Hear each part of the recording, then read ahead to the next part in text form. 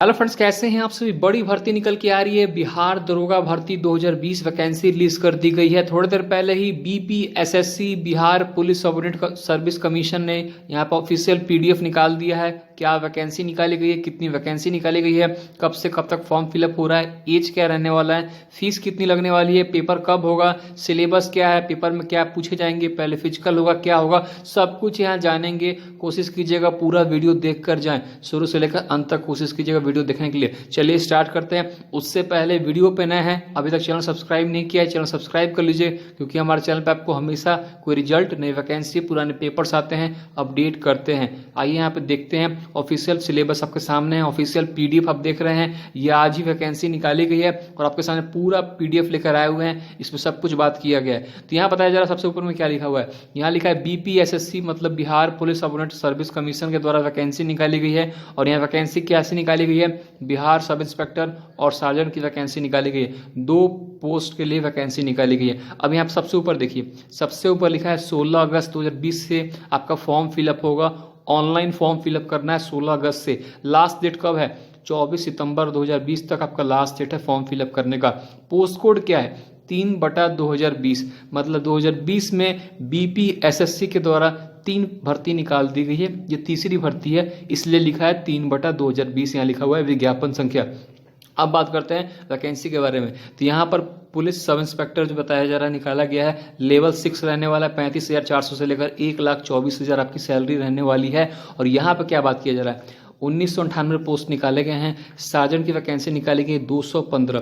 कुल मिला के 2200 कुछ वैकेंसी आपकी निकाली गई है। ऑनलाइन फॉर्म फिलअप करना है, जो बच्चे कैंडिडेट्स इंटरेस्टेड हैं फॉर्म फिलअप कर सकते हैं। आगे बढ़ते हैं, आगे देखते हैं यहाँ पे क्या डिटेल दिया गया है। अब यहाँ पे क्या बताया जा रहा है कि सिलेक्शन प्रोसेस क्या है, किस तरीके से आपका सिलेक्शन होगा।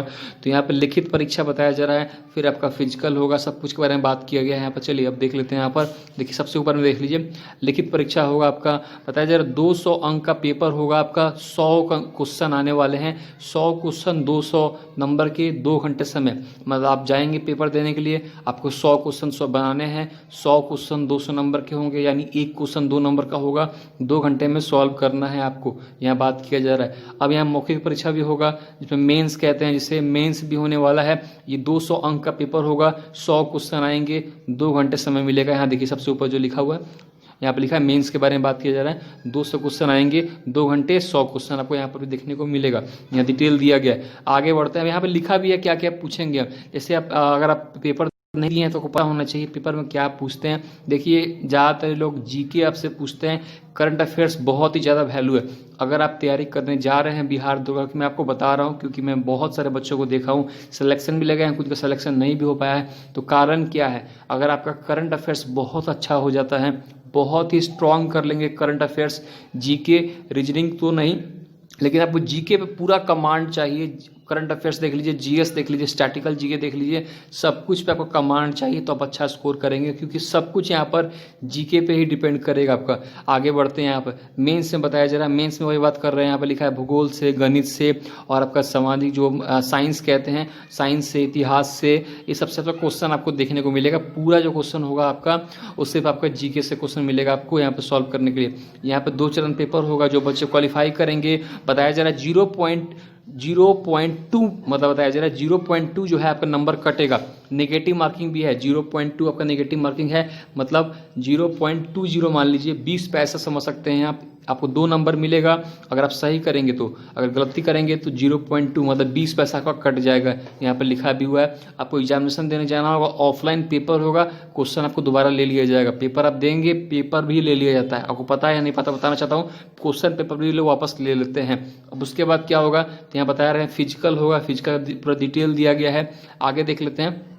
आगे यहाँ पे फिजिकल का डिटेल दिया है। यहाँ पे देख लीजिए, सबसे इंपॉर्टेंट क्या है, यहाँ पे एज के बारे में बात किया गया है। 1 जनवरी 2020 से आपका एज काउंट होगा। कम से कम 20 साल आपका एज होना चाहिए, लिखा हुआ है कम से कम 20 साल आपका एज होना चाहिए।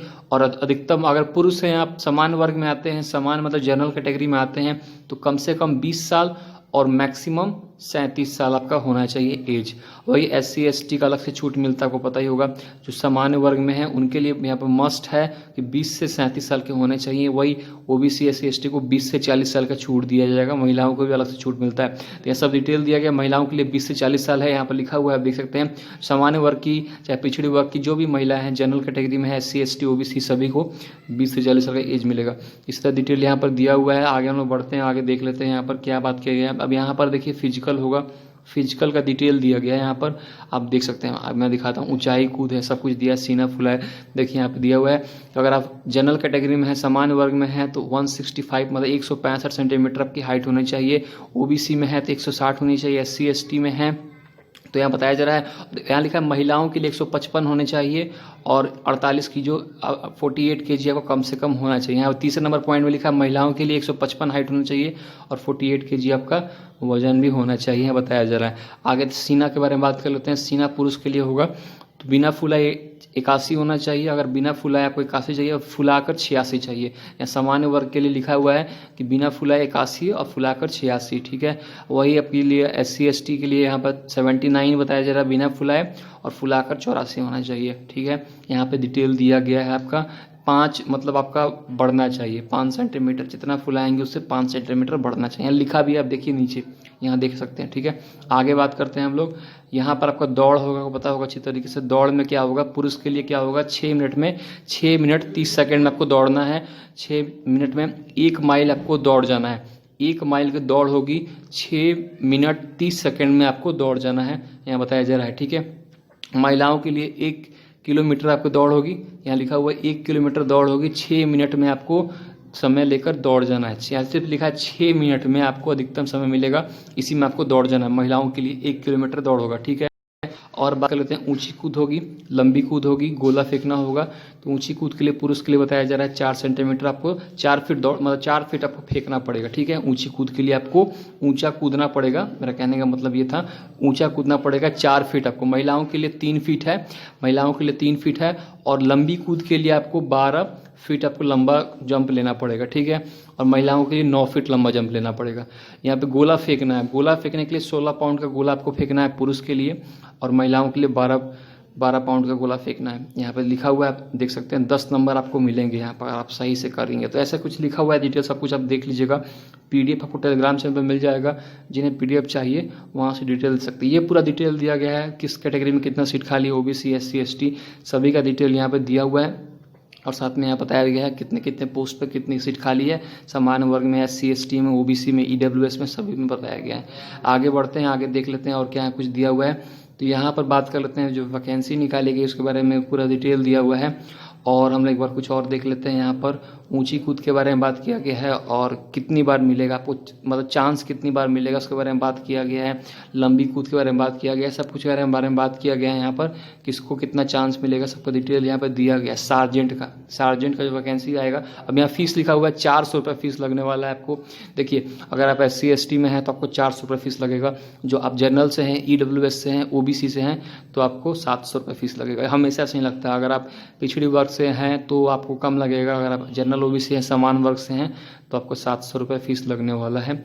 इसी तरह महिलाओं का भी होता है, महिलाओं का कुछ अलग नहीं होगा, महिलाओं का भी यही सेम रहता है। आगे बढ़ते हैं, कुछ और देख लेते हैं, कुछ और जानकारी मिलती है या नहीं।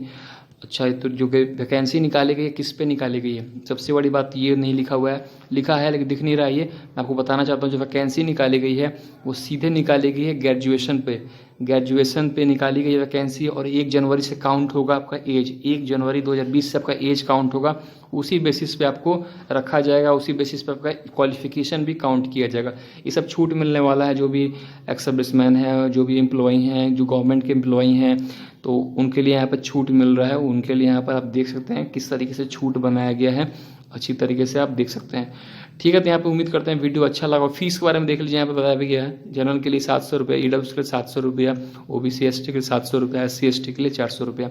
महिलाओं के लिए भी वही हाल है, महिलाओं में भी बताया मैंने, सेम है सब कुछ, ठीक है। तो उम्मीद करते हैं वीडियो अच्छा लगा होगा। यहाँ से फॉर्म फिलअप करना, ये वेबसाइट है, इसे आप साइट से नोटिफिकेशन भी दिया हुआ है, क्लिक करके आप निकाल सकते हैं, कोई दिक्कत नहीं है, आप यहाँ से निकाल लेंगे। उम्मीद करते हैं वीडियो अच्छा लगा हो, दोस्तों को शेयर करेंगे जिससे हर किसी को इन्फॉर्मेशन मिल पाएगी। तब तक के लिए good bye and take care. यहाँ वीडियो खत्म हो रहा है क्योंकि यहाँ PDF भी पूरा खत्म हो रहा है, ऑनलाइन फॉर्म फिलअप करना था, मैंने कोशिश किया जो भी हो सके बताने का। उम्मीद करते हैं वीडियो अच्छा लगा होगा, दोस्तों को वीडियो शेयर कीजिएगा जिससे हर किसी को इन्फॉर्मेशन मिल पाएगी। बहुत सारे बच्चे वेट कर रहे थे और यहाँ आपके सामने नोटिफिकेशन आ चुका है और आप तैयारी करने में लग जाइए।